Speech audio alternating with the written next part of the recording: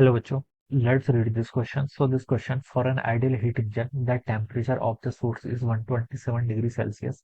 In order to have 60% efficiency, the temperature of the sink should be degree Celsius. Alright, round off to the nearest integer. आपको यहाँ पर क्या बताना बच्चों, temperature of the source given कर रखा है. In order to have 60% efficiency the temperature of the sink.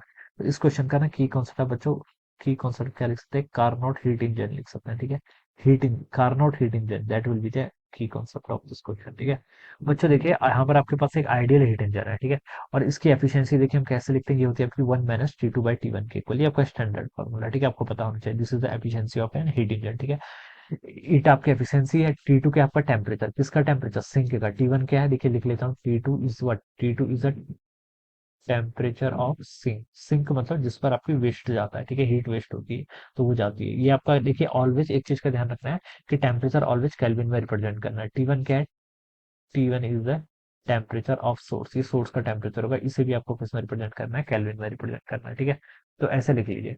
अब बच्चों देखिए, एफिशिएंसी 60% के इक्वल है. ठीक है, यानी कि इसको आप 0.6 लिख सकते हैं, is equal to 1 - T2.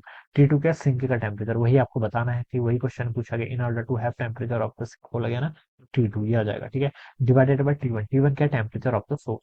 Source का टेम्परेचर गिवन कर रहे हैं कितना, 127 डिग्री सेल्सियस. मैंने क्या बोला, इसको केल्विन में लिखना है.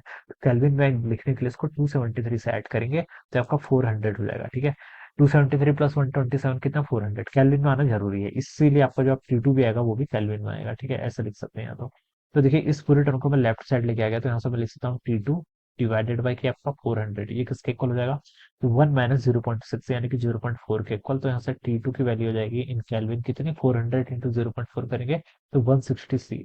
यस, 160 क्या कैलविन में आएगा. ठीक है, हमसे डिग्री सेल्सियस में पूछा गया, तो डिग्री सेल्सियस में कन्वर्ट अगर मैं इसको कर दूं, ठीक है, तो इन डिग्री सेल्सियस देखिए ये कितना होगा, -273 कर लीजिए. 273 से क्या कर लेंगे, सब्ट्रैक्ट कर लेंगे.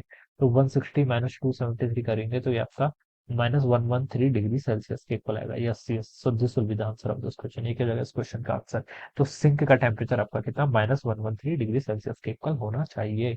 सो this will be the answer. ये आपका correct fill in the blanks होगा. ठीक है, तो round out to nearest integer बोला है तो वो इतना ही होगा. ठीक है, -113.